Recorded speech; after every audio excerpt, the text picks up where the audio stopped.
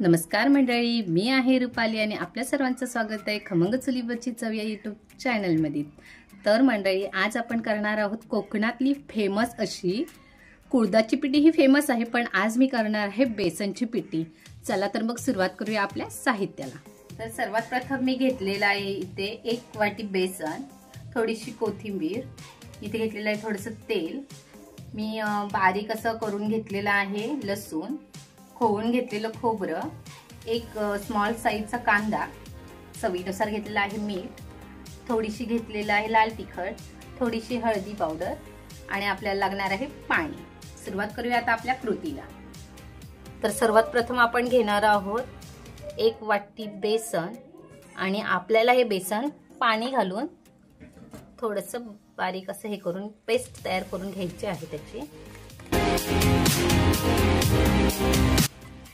तर तुम्ही पाहू शकताय मी यामधल्या सर्व गुठल्या अशा काढून घेतलेल्या आहेत। बेसनची पिठी करताना केव्हाही बेसन डायरेक्ट आतमध्ये टाकायचं नाहीये कढईत, कारण बेसन हे लगेच घट्ट होतं आणि आपल्याला हळूहळू पाणी घालून ती शिजवावी लागते पिठी। त्याकरिता आधी असं पाणी घालून पीठ व्यवस्थित ढवळून घ्यायचं आहे। तर आता सुरुवात करूया आपण आपल्या फोडणीची। तर मी चुलीवर ठेवलेली आहे कढई आणि आता त्या कढईत टाकत आहे मी तेल।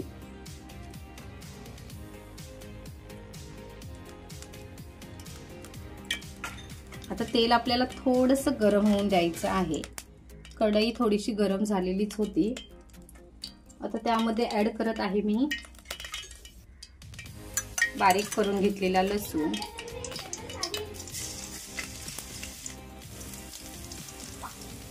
यातच आपण एक स्मॉल साईजचा कांदा कट करून घेतला होता, तो थोडा करून कांदा आपल्याला थोडासा ब्राऊन होईपर्यंत भाजून घ्यायचा आहे। इथेच आपल्याला ऍड करायचं आहे लाल तिखट, मी 1 चमचा इतकं लाल तिखट आतमध्ये टाकत आहे। अर्धा चमचा इतकी मी हळदी पावडर ऍड करत आहे। थोडा वेळ आपल्याला परतून घ्यायची आहे, कारण लाल तिखट थोडंसं भाजलं तर त्याची चव जी येते अजून छान येते। आता इथे आपल्याला ऍड करायचं आहे जे आपण पिठाचं पाणी करून घेतलं होतं ते ऍड करणार आहोत।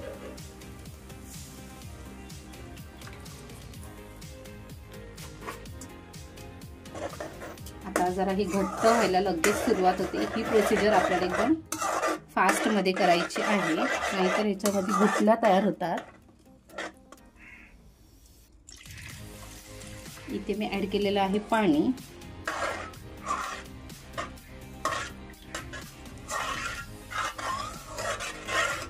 आता आपल्याला छानशी उकळी येईपर्यंत हे शिजून घ्यायचं आहे। त्याआधी मी याच्यात ऍड करत आहे थोडंसं मीठ,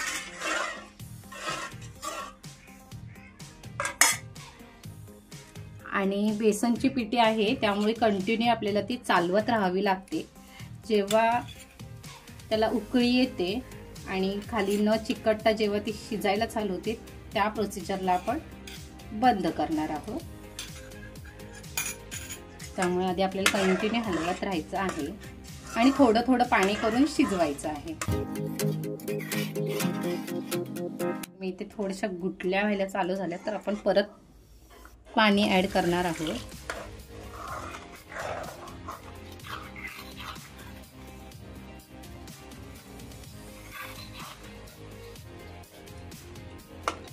पाणी घालून आपण प्रत्येक वेळेला शिजवतो, यासाठी मी मिठाचा वापर थोडा जास्त केला होता स्टार्टिंगला। 1-1.5 चमचा इतकं मीठ मी आतमध्ये ऍड केलं होतं।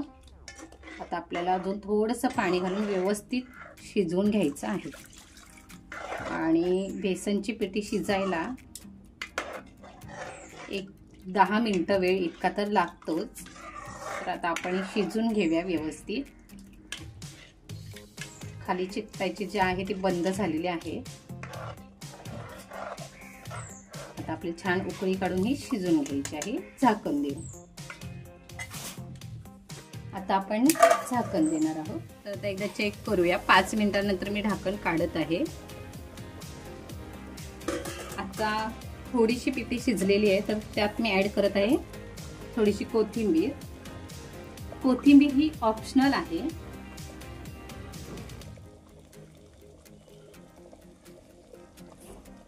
आता आपण ऍड करणार खोवून घेतलेलं खोबरं. कोकण म्हटलं आणि त्याच्यात कोणत्याही आमच्या पदार्थात खोबरं नाही असं तर होणं शक्य नाही, त्यासाठी मी ऍड करत आहे खोबरं. आता आपण हे मिक्स करून घेणार आहोत आणि खूप छान असं मिक्स झालेलं आहे. आता आपल्याला जास्त नाही, 2 ते 3 मिनिटं झाकण देऊन शिजून घ्यायचं आहे. तर पाहू शकता छान अशी उकळी आपल्या पिठीला सुटलेली आहे आणि आता आपण पिठी सर्व करून घेणार आहोत. तर मंडळी पाहू शकता आपली बेसनची पिठी बनवून तयार आहे. जर तुम्हाला हा व्हिडिओ आवडला असेल तर व्हिडिओला लाईक करा, कमेंट करा, आपल्या मित्रांसोबत शेअर करा, चॅनलला सबस्क्राईब करा आणि बाजूच्या बेल आयकॉनला क्लिक करा, म्हणजे तुम्हाला चुलीवरील नवनवीन रेसिपींचा आस्वाद घेता येईल. धन्यवाद.